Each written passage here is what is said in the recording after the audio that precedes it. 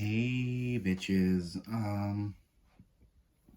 My tripod thingy filming arm broke again, but this is the only like affordable one that's like really good and has a clasp I like. So like I really like I got so many cool things in that I'm excited about that I wanted to share, but I couldn't.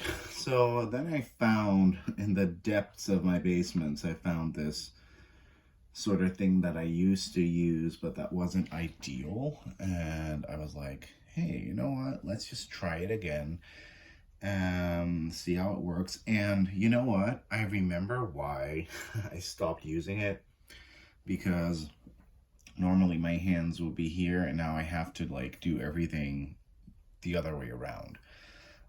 But the deck that I've been really excited about, but that got like delays upon delays upon delays, which is very typical for a Red Feather sometimes, was the Celestial Frequencies deck by Lightstar. And Lightstar's decks, people very often laugh at me when I say I like her decks. Um, but I do enjoy Lightstar a lot. It's very high vibe, very much about Ascension. It's very much about aliens, and it's visually like. And this is gonna sound very negative, but keep in mind I do love this deck. But visually, it's a very rotten deck.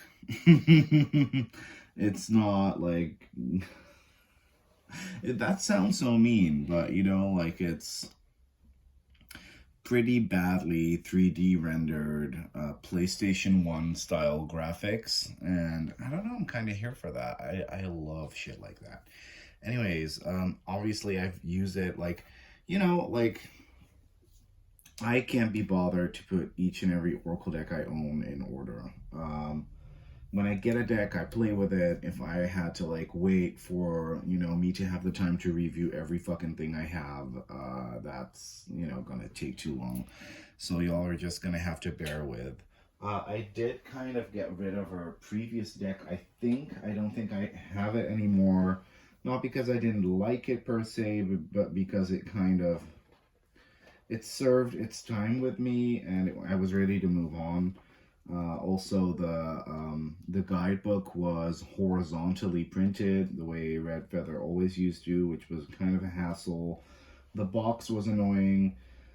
What I do have to say about this box, I can't show it on camera because it's another pretty big one, but it's more usable than Schiffer's old boxes.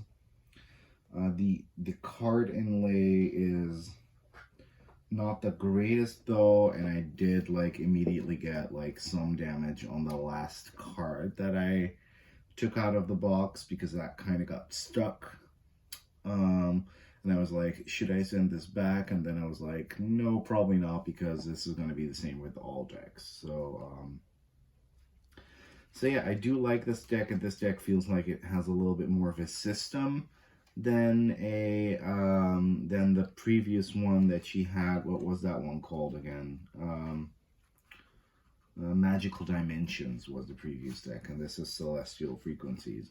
So because this deck is more structured, because it has 4 suits. It has the suit of Master Galactics, which are the cards that have this little icon on them. There is the suit of, what's that again? Healing codes. So those are all the designs that kind of look like this, that have, that are associated with healing codes. Then we have the healing shields. Those are the cards that look kind of like this. And then we have, I really hope that we are getting a card like that soon. Yes. Then we have mystical influences from various beings and various dimensions. So that, and how those can play different parts in different readings. And what I also really can appreciate is that we get spreads but we also get card layouts that can be placed either on the body or sort of as a sort of crystal grid style thing to sort of, I don't know, get very hands-on and practical using this Oracle deck in your as a healing modality, sort of. And I always find the word healing interesting because when we talk about healing, do we talk about spiritual cleansing and healing, or do we talk about physical healing? I feel like sometimes the line gets blurred a bit too much for me, but however, let's look at the cards. And on the shield and healing codes cards, we sometimes get more of these, I don't know, like sigil-y, emblem-y type of art, and I do kind of enjoy that a lot. We get a good mix of keywords as well, so I do like that. Rebalance, we get collaboration. I love this. So as you can see, the 90s are in full effect. And there's a lot of stuff in the guidebook, honestly, I have to say. Light Star, which obviously isn't her real name, but whatever. Well, maybe her real name is mentioned in the book, because who the fuck is really named Light Star? Let's see. Susan Goldwag, and that's what I'm going to call her, because we don't do Light Star. I can't say that. So Susan, really has a really informal, fun writing style, which I found a total breath of fresh air when I read it. I thought it was really interesting. Once again, I really like the composition of these more shieldy, sigil-y ones. Infinite, like, like I literally have a PlayStation 1 era game that looks like this, I think. But I don't know, for some reason, it kind of evokes a sense of nostalgia in me, and why is watercolored, like, blobs more artsy than 3D art? I don't know. But, it's not the most refined, I think we can all say that. But once again, I really do like these shield-esque cards that have that don't necessarily have a figure on them, but have sort of that, I don't know, sort of that emblem-y vibe. I love that. Transitions, the Karmic Time Weaver. Once again, not the best looking 3D rendered face, but it's kind of a vibe, y'all. This deck is a vibe. I love this. So for some reason, these strike a chord with me more so than with her first deck. And at the end, I have something special to show you all as well. But I really like the composition of this. Even though I am a guy that's not into the light language everywhere necessarily, to me, that's just a whole bunch of mumbo jumbo. I don't believe in it. I think it's stupid, but it looks fucking cool. And I do like this 3D rendering. I like this 3D rendering a lot. This shield too. I think it's really, really cool. And also it's a style of art that we don't see that often anymore. I know that Denise Lin's Sacred Forest Oracle had lots of cards in this style. I know that Yasmin Westwood sometimes uses this style, but we don't see it a ton. The 852 Hertz Clarity Healing Code. So, speaking of hands-on, like I said, there's a lot of hands-on advice in the guidebook, but you could literally YouTube 852 Hertz frequency music and listen to that, and, it's cool. This alien, y'all, Focused Guardian Sacred Builder. This one looks pretty cool. This one doesn't look as derpy as the other one. I love this integration, higher self integration. Looks really cool as well. So once again, like the shields and emblems and less people-y cards are like my favorites. I think this one's cool as well. Resilience, Lyra Genesis activation. And she does go into extreme detail in the guidebook as to what this is all about. Like, this is a Peoply card that I love. The Pleiadian Star Angel. It looks really good. And I have to tell you, most of them do. Same here. This Atlantean, the Atlantean Libraries. So this is possibly the Atlantean Librarian. Looks really good as well. It's just when it gets a bit too alien-y, I don't know, sometimes maybe it's just that, but I do like the way it looks.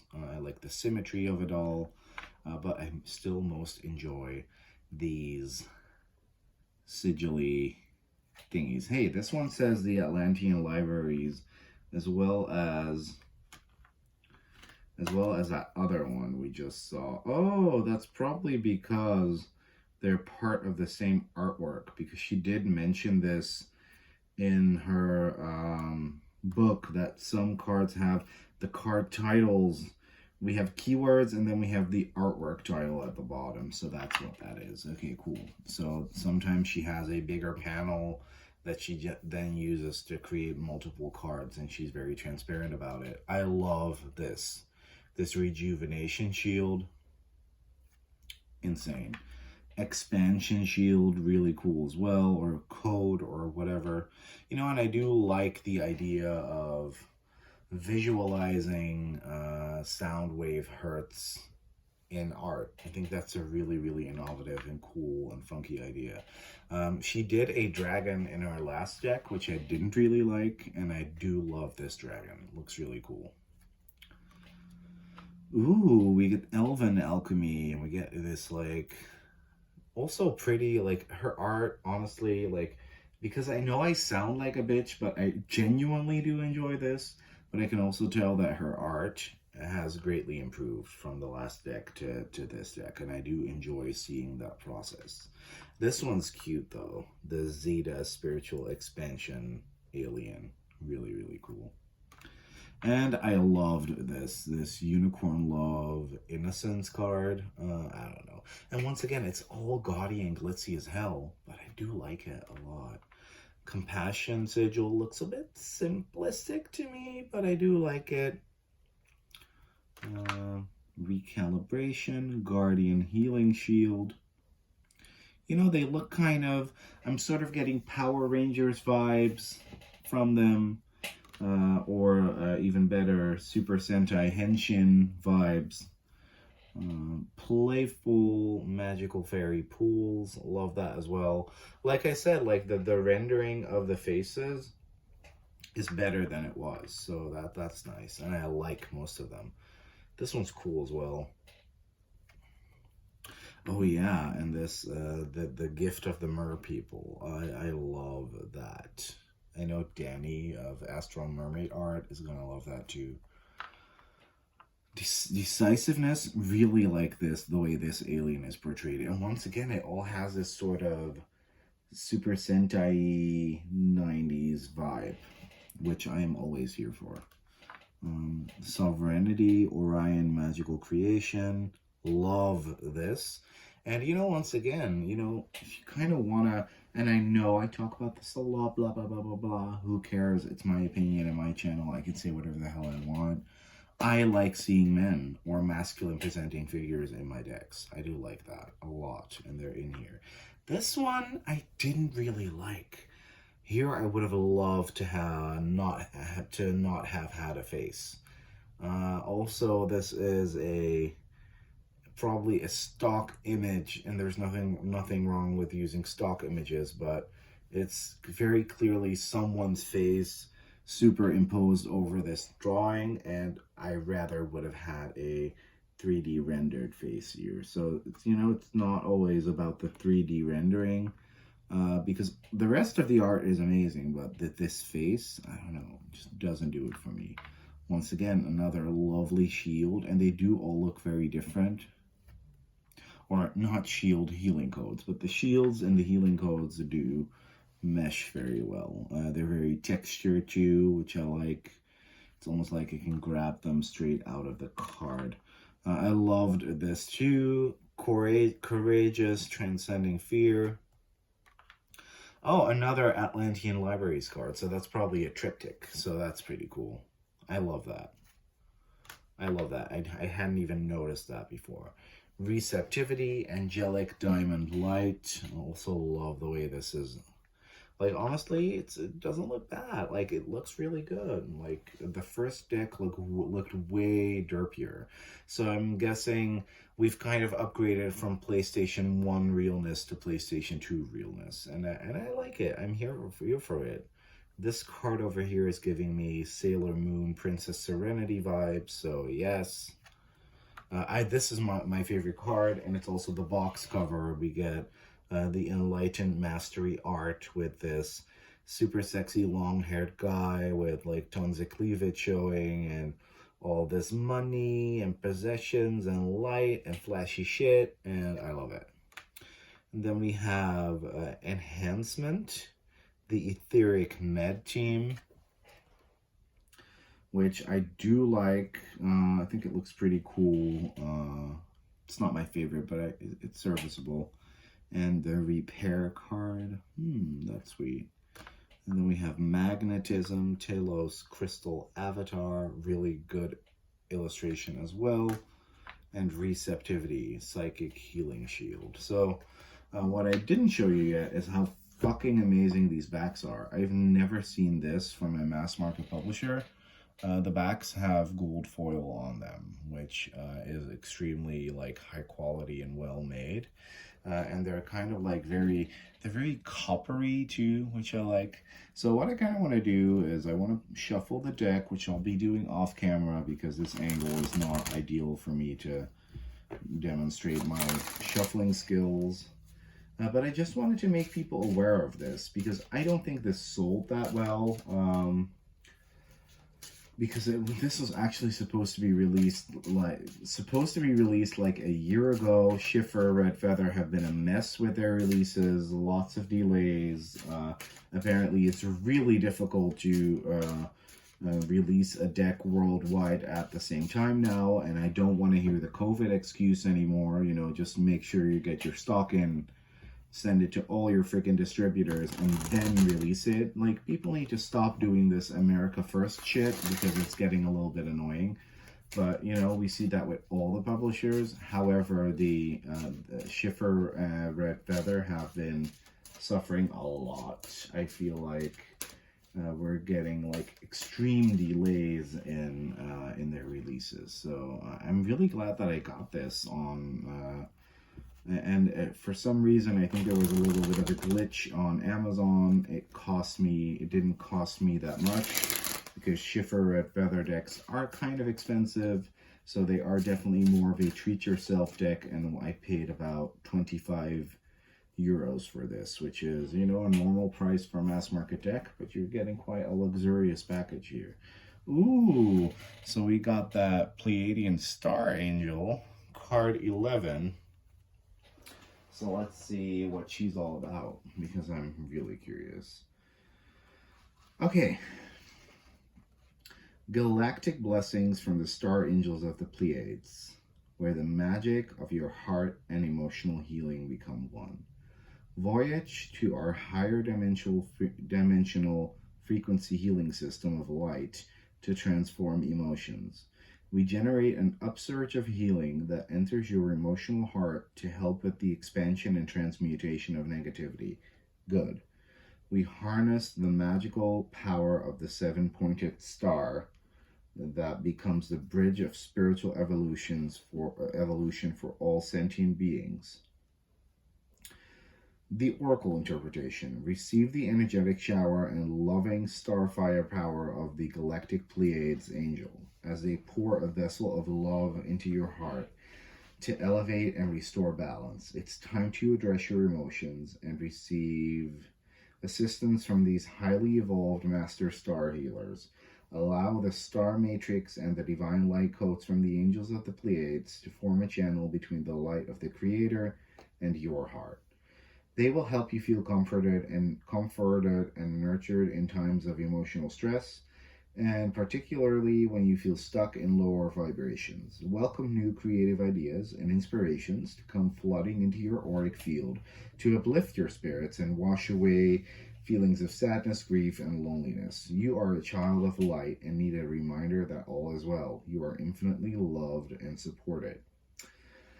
So that's kind of the message. So you get a shorter message, a bigger message, and then you get some realignments too. So things that you can do to kind of tune into the energies of this card.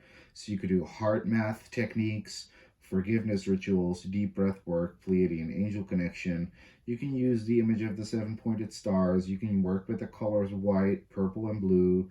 You can use jasmine and acacia flower essences, rose and violet essential oils, crystals of rose quartz, blue fluorite, and amethyst. So, you get a whole bunch of info. Sorry, I'm yawning a little bit because I've been working all day. But you get all this info. What I would have liked, explain to me a little bit more about, what's the star matrix? What are the divine light codes from the angels of the Pleiades? Explain that stuff, because what I sometimes get with like more new agey decks like this, you read that stuff and you're kind of like, but ultimately it leaves me feeling a little bit dumb because apparently I'm not privy to all of that knowledge. However, I do like this a lot. If you have ever been interested in Susan's decks, Susan aka Lightstar Creations, and you were doubting whether to get the Magical Dimensions or this, sadly I can no longer show you the difference, but you can look up another review. I do feel like this is deck-wise, art-wise, and content-wise the stronger of the two. So this is definitely one that's not going to leave my collection anytime soon. Thank you for watching, and